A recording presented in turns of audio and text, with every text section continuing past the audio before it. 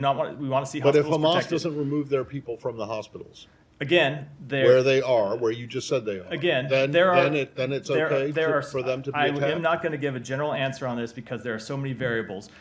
Are there still wounded? Are there still civilians in those hospitals? Have they been evacuated? There are a number of things you have to consider when you're going to answer that type of question, which is why we, from thousands of miles away, declined to give pass judgment or give a definitive answer about something where we don't have perfect information about what's happening on the ground. Can I follow up on this one, please? Can That I follow does up? matter.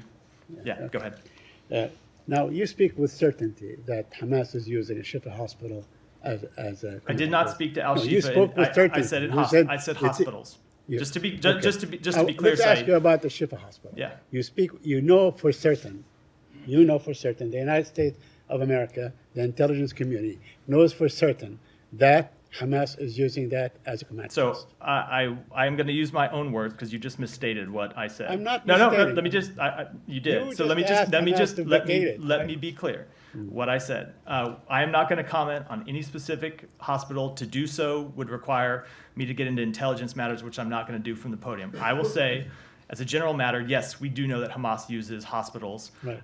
And there is plenty of public reporting about this. You can read Okay. about it in the press, using hospitals as command centers. Okay, let me rephrase my question. Does the United States have any evidence that Hamas is using this particular hospital or the other hospital as command posts? Do you have evidence? With respect to a general matter, I will say yes, we do. With respect to a specific hospital, I'm not going to get into Okay. intelligence matters. But all the hospitals are completely out of service right now.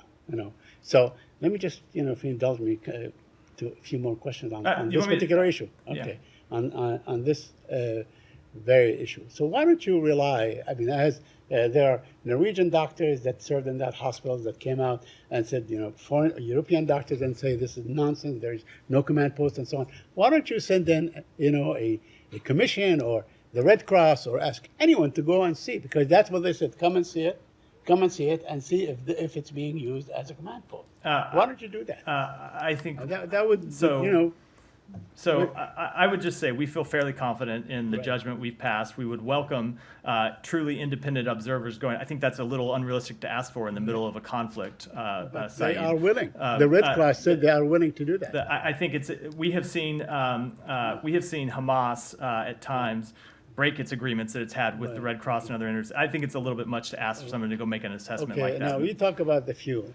You're saying that Israel offered Gaza, or offered the hospital something like 200, 300 liters of fuel, and they requested that somebody would come in the middle of the night and pick it up at 2 in the morning and so on.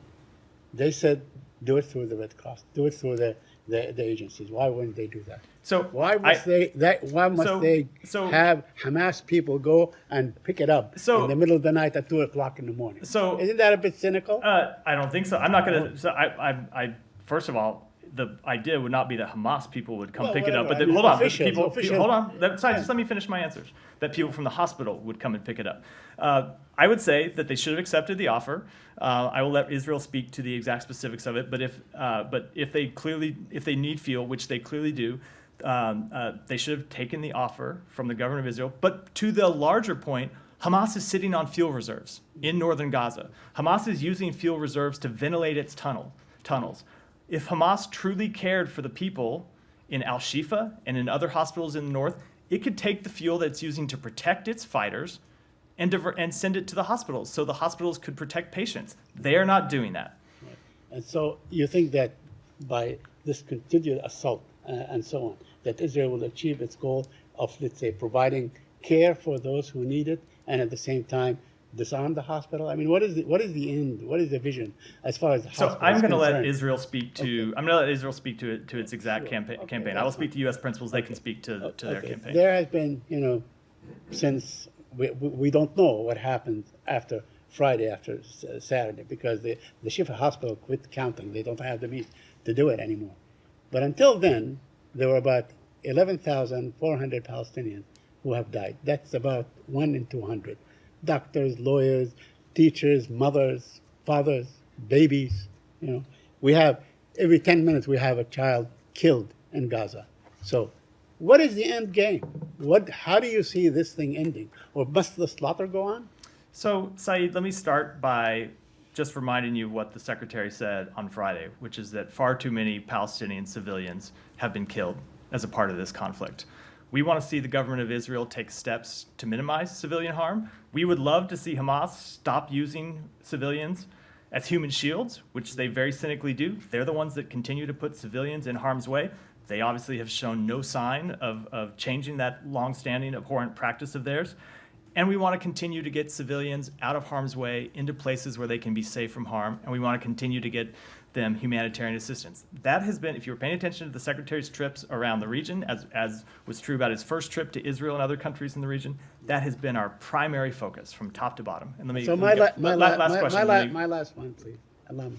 When the Secretary says far too many Palestinians have died, does that mean enough is enough by now? Is that the end? It means that it means exactly what it says. It means that far too many have died. We want to see fewer civilian casualties. We want to see the government of Israel take steps to minimize civilian casualties. And we have direct conversations with them all the time about that. And we want to do all these other things I just talked about to get civilians out of harm's way and get them the humanitarian assistance they need. But without a ceasefire, because it's been a few, let me go to someone else. Yeah.